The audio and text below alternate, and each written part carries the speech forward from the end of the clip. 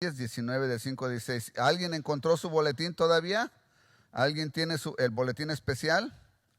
¿Todavía no lo encuentran?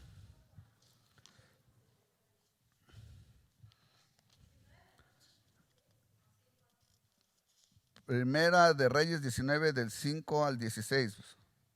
A ver, sí, ¿no? Sí, sí.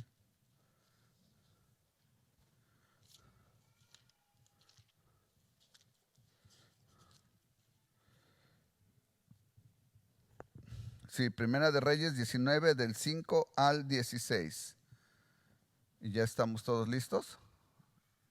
Dice así, ya se va la hermana Ruth, no va a ir otro niño, ¿verdad? Yo creo que no. Los otros están entretenidos. Bueno, vamos a leer, hermanos, todos juntos. Bueno, sígame por favor con su mirada. Dice la palabra del Señor así. Y echándose debajo del enebro, se quedó dormido. Y he aquí, luego un ángel le tocó y le dijo, levántate, come. Entonces él miró y he aquí a su cabecera una torta cocida sobre las ascuas y una vasija de agua, y comió y bebió y volvió a dormirse. Y volviendo el ángel de Jehová la segunda vez, lo tocó diciendo, levántate y come, porque largo camino te resta. Se levantó pues y comió y bebió, y fortalecido con aquella comida, caminó 40 días y 40 noches hasta Horeb, el monte de Dios. Y allí se metió en una cueva donde pasó la noche.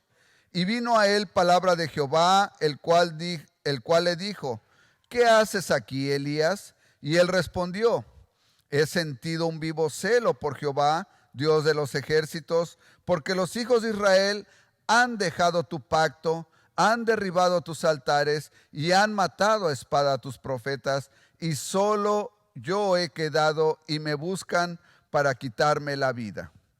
Él le dijo, sal fuera y ponte en el monte delante de Jehová. Y he aquí Jehová que pasaba, y un grande y poderoso viento que rompía los montes y quebraba las peñas delante de Jehová.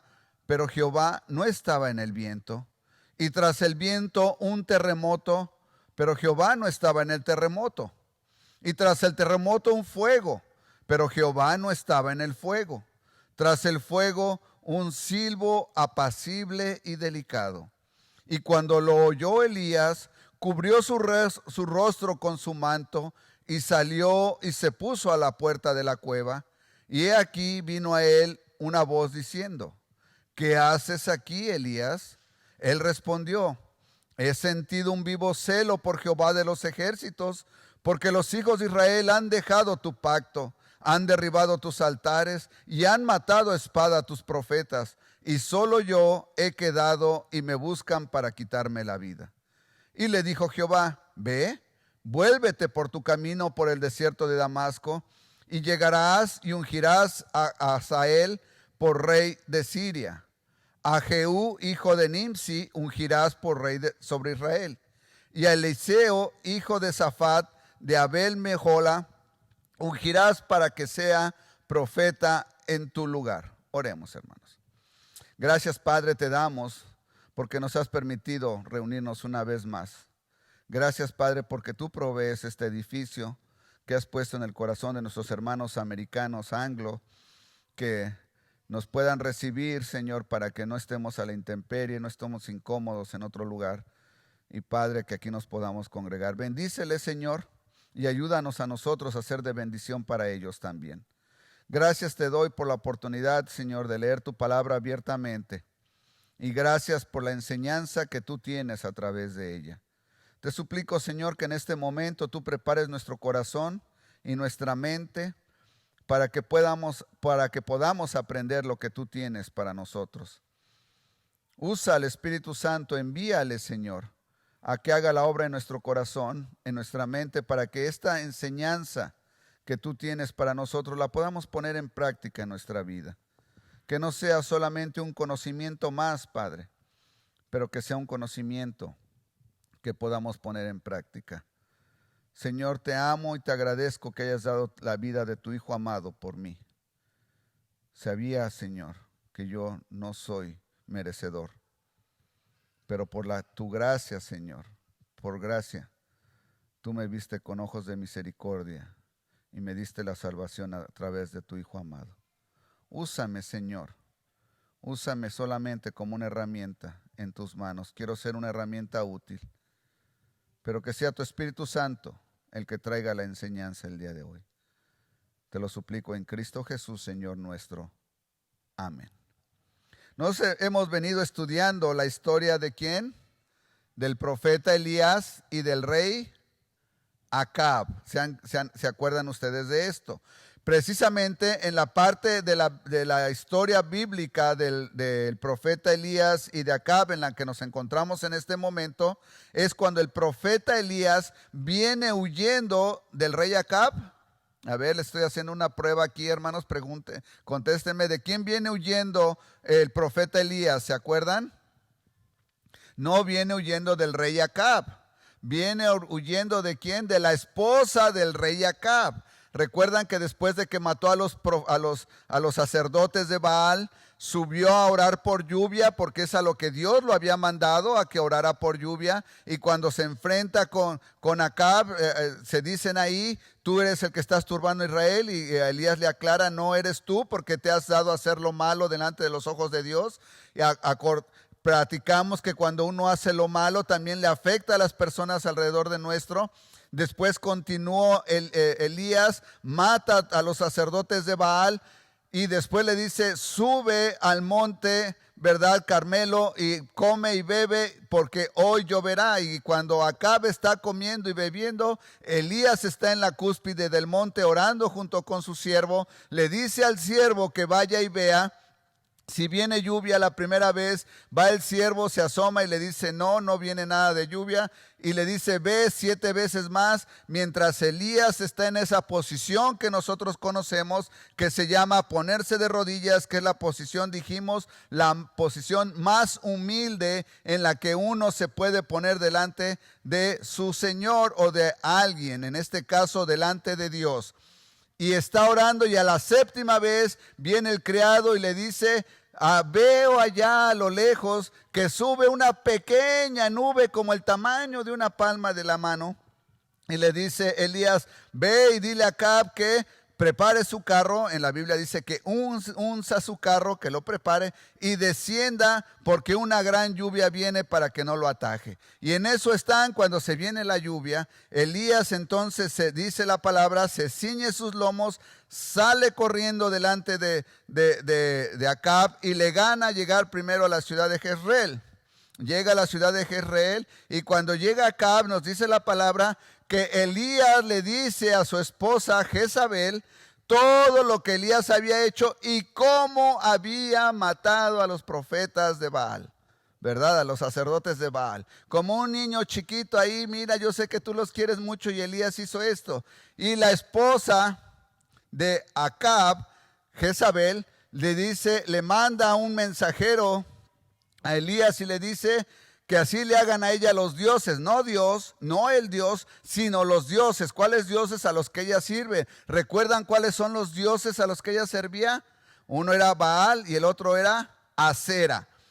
Dice, así me hagan si mañana a esta hora no estás tú igual que uno de los profetas de Baal. Y entonces, ¿qué sucede con Elías? Sale huyendo, deja a su criado por ahí en otra población, en otra ciudad, y él sale huyendo.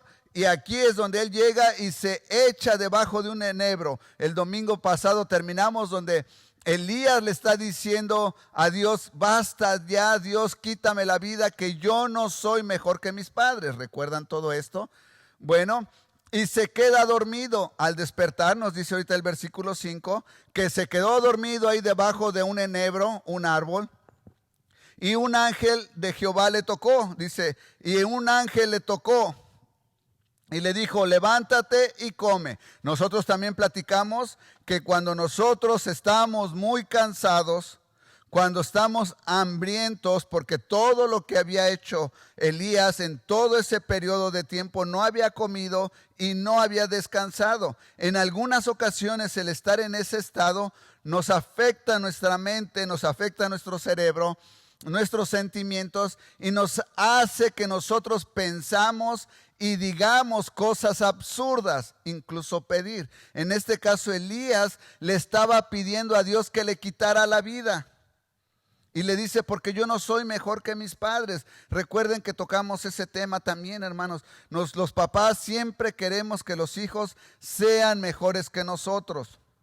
Nosotros quisiéramos que si yo soy pastor, que mi hijo sea un mejor pastor. Que si yo soy un ingeniero, que mi hijo sea un mejor ingeniero. O si no lo quieren ver de esa manera, que sea un mejor profesionista, ¿verdad?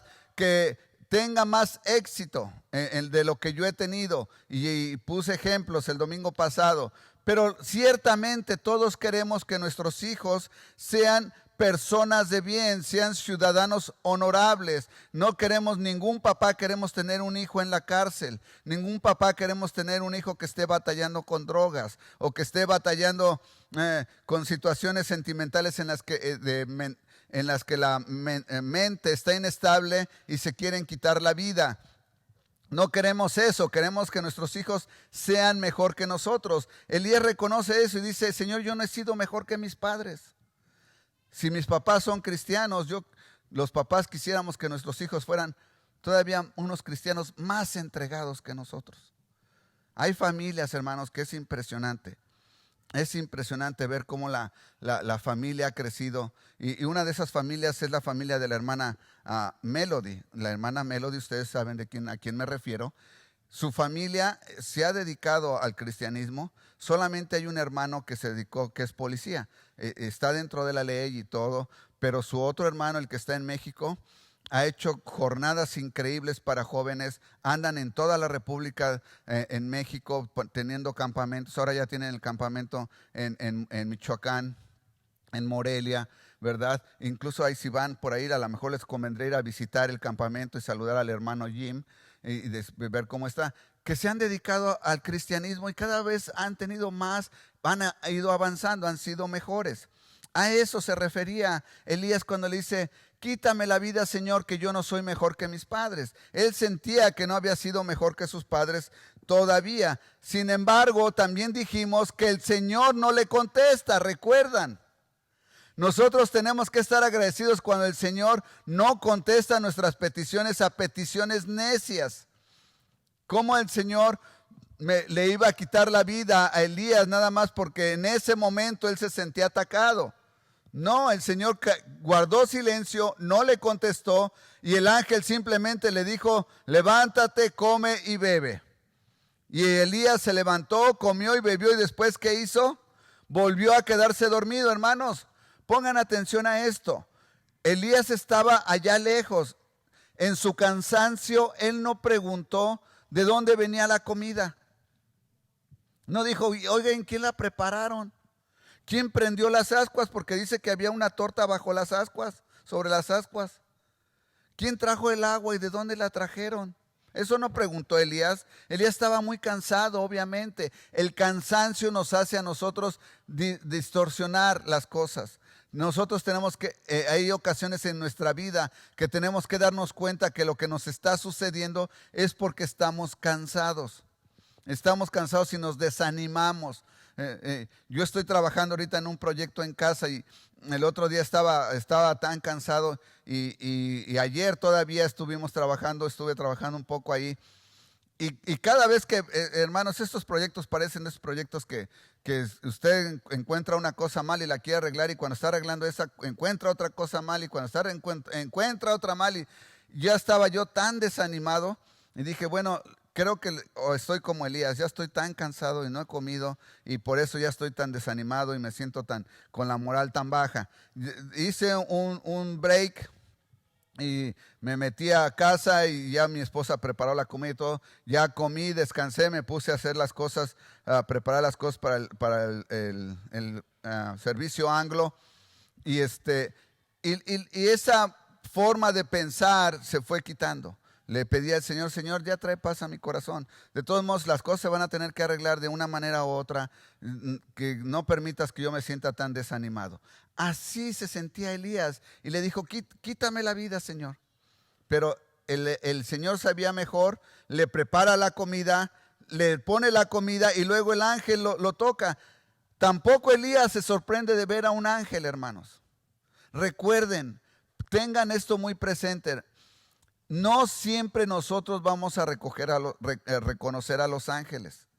Los ángeles no siempre se van a mostrar como nos los quieren mostrar en las películas o en las fotografías que hacen ahí en las pinturas, unos seres de luz con unas grandes alas. No, no es la primera vez en la Biblia donde nos hablan de que un ángel se presentó y la gente tiene una conversación con los ángeles como si nada. Quiere decir que los ángeles pueden tomar la forma humana y hacerse pasar por humanos sin que nosotros nos demos cuenta.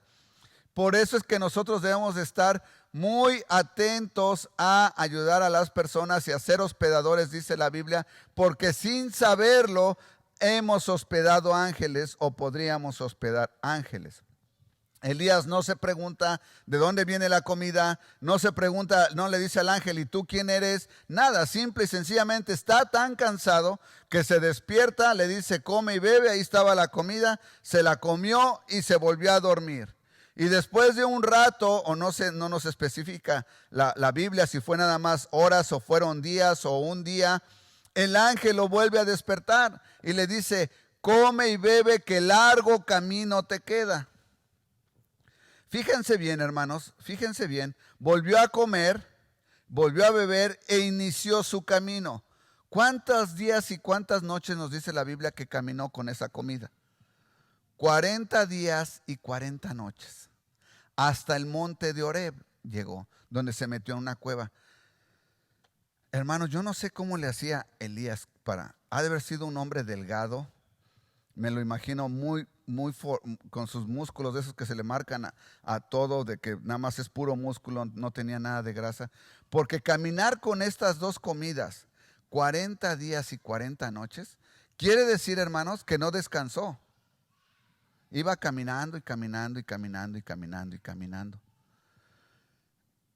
Es posible que nosotros lo hagamos.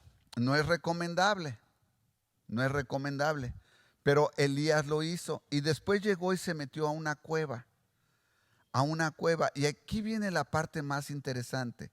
Versículo 9. Y allí se metió en una cueva donde pasó la noche y vino a él palabra de Jehová, el cual le dijo, ¿qué haces aquí, Elías? Fíjense bien qué curioso, hermanos, porque Dios, sabemos que una de las características de Dios es que Dios sabe todo, ¿verdad? ¿No es verdad? Él sabe todo. Entonces, ¿por qué le pregunta a Elías que qué hace ahí? Porque Dios obviamente sabe perfectamente qué es lo que está haciendo Elías ahí. Pero Dios quiere escuchar la contestación de Elías. ¿Y qué le dice Elías en el versículo 10? Él respondió, he sentido un vivo celo por Jehová, Dios de los ejércitos, porque los hijos de Israel han dejado tu pacto, han derribado tus altares y han matado a espada a tus profetas, y solo yo he quedado y me buscan para quitarme la vida. Bueno, este versículo, hermanos, vamos a analizarlo, porque dice, he sentido un vivo celo. Quiere decir que a Elías le daba mucho coraje el ver que sus hermanos se habían alejado de Jehová.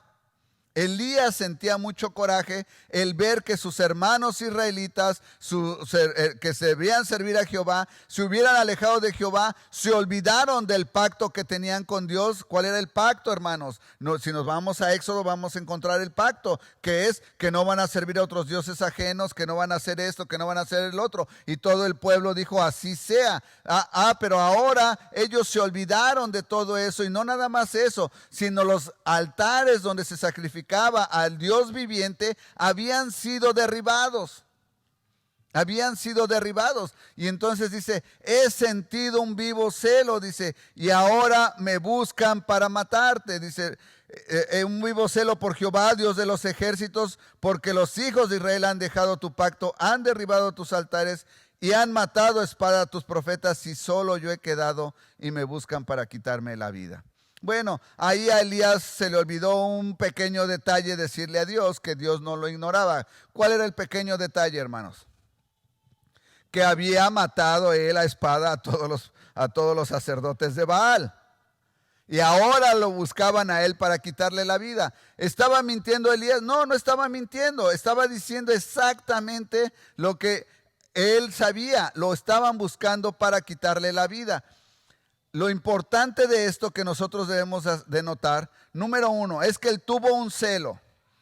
Hermano, quiero hacerle a usted una aclaración y espero que ustedes lo hayan vivido en su vida. Cuando usted está verdaderamente entregado a Cristo, cuando usted le ha entregado su vida verdaderamente a Cristo, hay un momento en la vida de usted, en la vida de todos los cristianos, y no debe de pasar, no debe ser nada más un pico que sucede y luego ya no vuelve a suceder, en el que cuando usted ve que alguien más peca, a usted le da coraje. Y más si es alguien de la iglesia, alguien que se dice cristiano. Yo conocí el caso de alguien que se decía cristiano. He conocido varios, ¿verdad? Pero este caso fue evidente, ¿verdad? Él me conocía, nos conocíamos y desde México nos conocíamos. Y un día me dicen, oye, ¿tú conoces a fulano? Ah, sí, lo conozco. Dice, oye, ¿es cristiano? Sí, le digo, sí es cristiano. Pues dice, pues a lo mejor tienes que hablar con él. Fíjese, esto me lo dijo alguien que no era cristiano. Dice, porque en el trabajo anda maldiciendo mucho y se anda agarrando a golpes con otros trabajadores. Le digo, ¿qué? ¿Fulano? Sí, fulano. Le digo, pero sí es cristiano. Cuando voy y lo veo, hermano, yo sentí mucho coraje. Dije, ¿cómo es posible? Y voy a buscarlo a su casa. Oye, fulano, ¿cómo estás? Bien. Oye, fíjate, me da pena venirte a ver con este asunto, pero alguien me dijo que tú en tu trabajo te andas agarrando a golpes, ¿es verdad? Sí, es verdad. Yo soy muy hombre y no me voy a dejar. Le digo, no. Y que te andas de maldiciente. Y le hace, bueno, te voy a aclarar una cosa. Yo en el trabajo nunca digo que soy cristiano para que no nadie me eche en cara que porque soy cristiano. Le digo, pero tú eres cristiano, la gente lo sepa o no. Y obviamente lo has dicho porque los demás saben. ¿Sabes que yo sentía mucho coraje, hermanos? Sentía mucho coraje de saber lo que él hacía. Pero él se excusaba de que él no andaba diciéndoles que era cristiano para poder vivir como un mundano. Muchas personas como nosotros hacemos eso. No vayas a decir que soy cristiano. Llegan a las fiestas y en la fiesta nadie sabe que soy cristiano, entonces puedo maldecir, puedo hacer lo que se me dé la gana, o puedo ir con los amigos o con las amigas y platicar las pláticas más coloradas que puede haber, pero que nadie sepa que soy cristiano. Cuando tú sientes coraje de alguien que se comporta así, incluyéndote tú mismo, y sientes vergüenza cuando te das cuenta y dices, oh Señor, te fallé, Señor, estoy teniendo estos pensamientos que no debería de tener. Te fallé, Señor, se me salió esa mala palabra que yo ya no quiero decir. Entonces uno está teniendo un vivo celo por el Señor, como Elías. Dice, Señor, tuve un vivo celo por ti. Dice, ¿por qué? Dice, porque los hijos han dejado tu pacto, hermanos. ¿Cuántas personas nosotros conocemos que están en la iglesia y ahora están sufriendo problemáticas que uno ni se imaginaba que podrían llegar a suceder? Y cuando usted empieza a investigar tratando de ayudarles, se da cuenta que todo viene a ser porque han dejado el pacto que tenían con el Señor. ¿Cuál pacto? El pacto de vivir una vida recta para con Dios.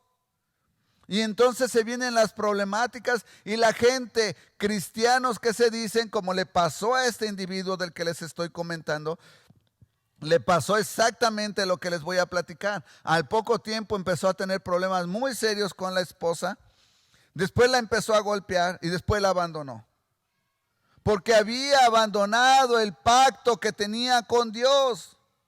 De tener un testimonio agradable para Dios, un testimonio de acuerdo a la Biblia. Ahora su vida estaba y continúa hecha pero pedazos. ¿Por qué? Porque han dejado el pacto que tenían con Dios. Dice, han dejado el pacto que tenían con Dios, han derribado. Y entonces, fíjense bien cómo cambia Elías. Primero está hablando como en general, como a alguien que le preguntó y está contestando en general. Y ahora cambia su pregunta en particular. Ahora dice, y han derribado, dice, han dejado tu pacto, han derribado tus altares. Ahora la conversación se vuelve de uno a uno con Dios. Porque Elías sabe que está hablando con Dios. Noten esto, hermano, es un detalle muy, muy particular. Elías reconoce la voz de Dios. Yo te pregunto a ti, cuando tú escuchas la palabra de Dios, que Dios te está hablando, ¿la reconoces? Te voy a poner un ejemplo. Probablemente a mí me ha pasado mucho últimamente. He tenido algunas problemáticas en el trabajo.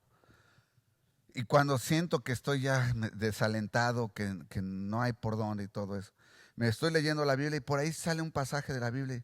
Señor, ¿me estás hablando? ¿Me estás hablando a través de este pasaje? Señor, este pasaje es para mí directamente. Ok, a veces he llegado a pensar, Señor, tal vez no me estás hablando a mí, yo estoy pensando que esto.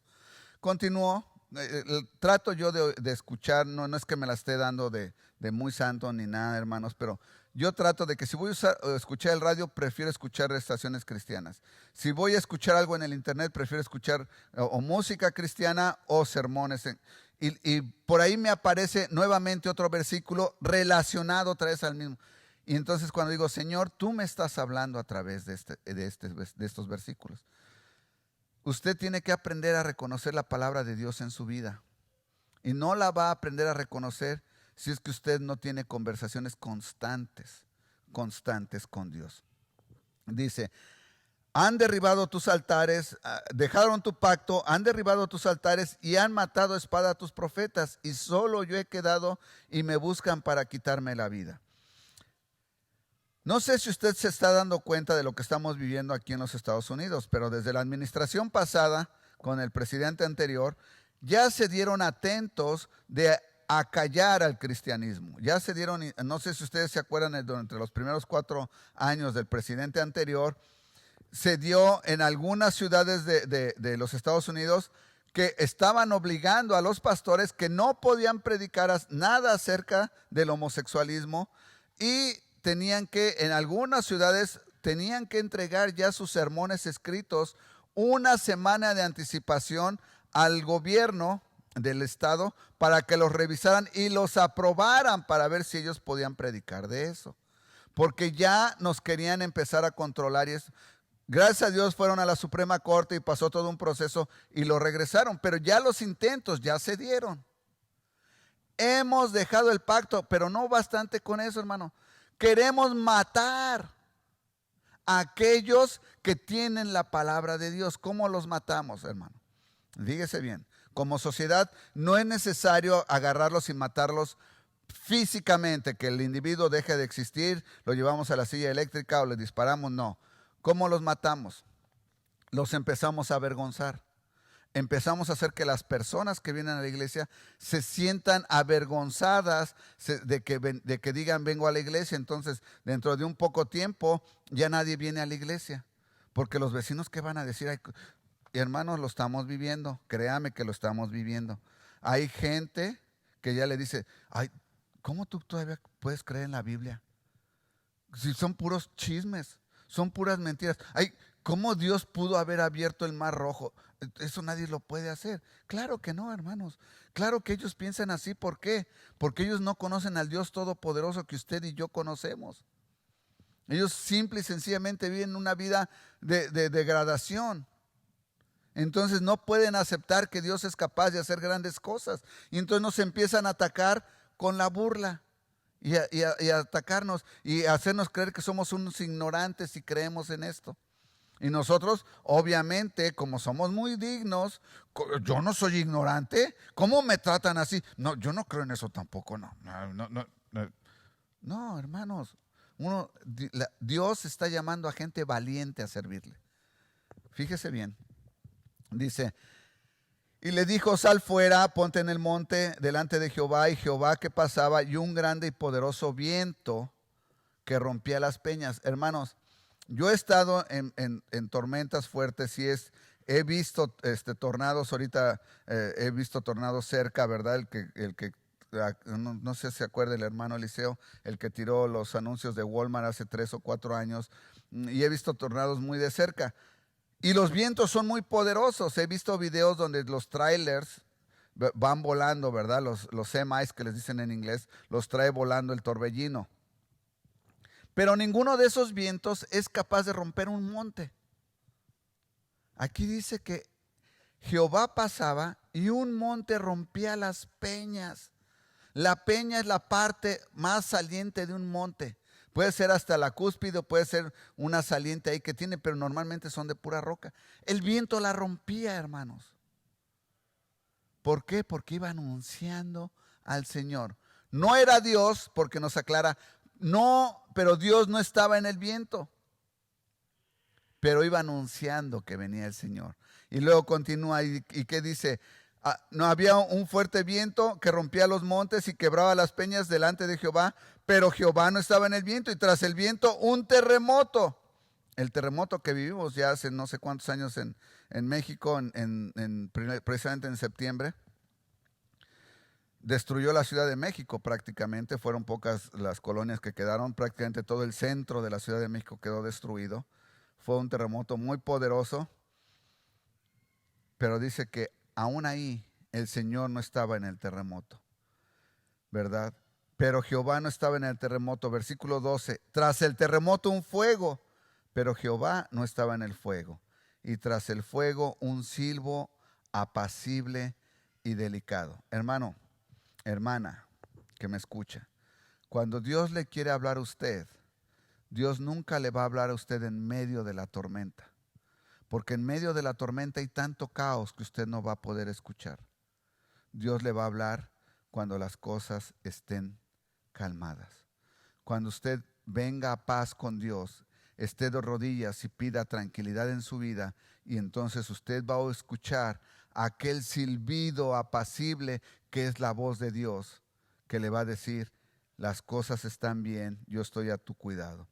Y cuando lo oyó Elías, versículo 13, cubrió su rostro con su manto y salió y se puso a la puerta de la cueva. Y aquí vino a él una voz diciendo, ¿qué haces aquí, Elías? Mi hermano, no es que Dios desconociera, absolutamente no. El Señor quería escuchar una y otra vez el amor que Elías sentía por el Señor. ¿Y Elías cambió su historia, hermanos? De ninguna manera. ¿Qué contestó Elías? Versículo 14, he sentido un vivo celo por Jehová, Dios de los ejércitos, porque los hijos de Israel han dejado tu pacto, han derribado tus altares y han matado a espada a tus profetas, y solo he quedado y me buscan para quitarme la vida. Y le dijo Jehová, ve, vuélvete por tu camino por el desierto de Damasco, y llegarás y ungirás a Hazael, a Asael por rey de Siria, a Jehú, hijo de Nimsi, ungirás por rey sobre Israel, y a Eliseo, hijo de Safat, de Abel Meola, ungirás para que sea profeta en tu lugar. El Señor termina así con Elías, momentáneamente, esta intervención, porque todavía el Señor le tiene una tarea más a Elías. Le dice, tu tarea como profeta está a punto de terminar. Ahora tienes que buscar a Eliseo y ahora él va a ser profeta en lugar tuyo. ¿Qué quiere decir esto, hermanos? El Señor le está anunciando a Elías que prontamente va a morir y que alguien tiene que tomar su lugar. Sin embargo, nosotros no vemos que Elías se eche a llorar y pida, no, Señor, no me quites de esta vida. Elías es obediente. Con esto quiero terminar, hermanos. Te quiero preguntar, si el Señor te preguntara en este momento, ¿qué haces aquí? Y usted ponga su nombre, ¿qué le responderían ustedes? Hace poco estaba viendo la problemática de una pareja que conozco. Tienen niños pequeños y a veces ellos dudan de si deben de ser cristianos o no deben de ser cristianos, y van y vienen de diferentes iglesias y así andan. Y yo le preguntaba, si a ti te preguntaran en este momento, ¿cuál es el objeto de tu vida? ¿Qué contestarías? ¿Qué estás haciendo con tu vida? ¿Qué estás haciendo con tu vida? ¿Para qué Dios te dio la vida? ¿Para qué crees que Dios te dio la vida? ¿Qué estás haciendo con tu vida? ¿Es para que te vuelvas millonario? ¿Es para que la disfrutes al máximo en todas las cosas que el mundo te ofrece? ¿Es para que la dediques al 100% a tu esposo? ¿Para que la dediques al 100% a tu esposa? ¿La dediques 100% a tus papás que te amaron tanto y que a los que amas tanto? ¿Para qué crees que Dios te dio la vida y para qué crees que Dios te tiene el día de hoy? Yo no sé cuál sea tu respuesta, pero sí te voy a dar una pista. Yo creo que el Señor te está dando una oportunidad de que en esta vida, que nosotros creemos que es larga y que nunca va a terminar, los niños quieren ser jóvenes muy pronto, los jóvenes quieren ser adultos muy pronto para poder hacer lo que ellos quieran y que nadie les diga que no. Y todo el mundo quiere crecer, pero los adultos, los que ya llegamos a más de 50 o de 50 en adelante, queremos que la vida se detenga. Porque empieza a correr tan rápido después de los 50, hermanos, parece que la vida se va rapidísimo. Quisiéramos que se detuviera y entonces cuando nos ponemos a pensar, ¿qué he hecho por Dios? ¿Qué he hecho para Dios? ¿En qué he gastado mi vida hasta este momento?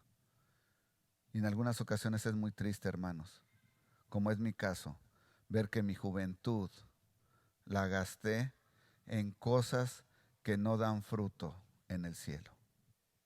La eché a perder. Me avergüenzo de haber usado mi juventud para otras cosas y no para el servicio del Señor. Te pregunto, ¿para qué crees que Dios te ha dado la oportunidad de tener esta vida hasta este momento? Yo te quiero invitar a que reflexiones, pero ciertamente Dios te quiere invitar a que hoy le entregues tu vida a Él. Él te ama y entregó la vida de su Hijo Jesucristo para que tú no tengas más dudas en esta vida, para que sepas bien hacia dónde vas y qué es lo que tú esperas de Dios y de esta vida. No sigas viviendo una vida de desorden y de desastre. Dios quiere una vida de orden para ti. Vamos a tener palabra de oración. Señor, gracias te doy, Padre, por la forma en que me has amado y has amado a cada uno de mis hermanos que han decidido seguirte y entregar su vida a ti. Señor, sabemos que eres tú un Dios todopoderoso. Señor, en ti no hay margen de error, no hay equivocación. Algunas personas piensan que tú haces cosas y luego te desdices y las corriges o las quieres hacer de diferente manera. La palabra nos enseña que eso no es así, Padre. Ayúdanos a ser fieles a ti, que podamos entender claramente cuál es el propósito de nuestra vida, que podamos entregarnos a ti con toda fidelidad. Te lo suplico, Señor, en Cristo Jesús, Señor nuestro. Amén.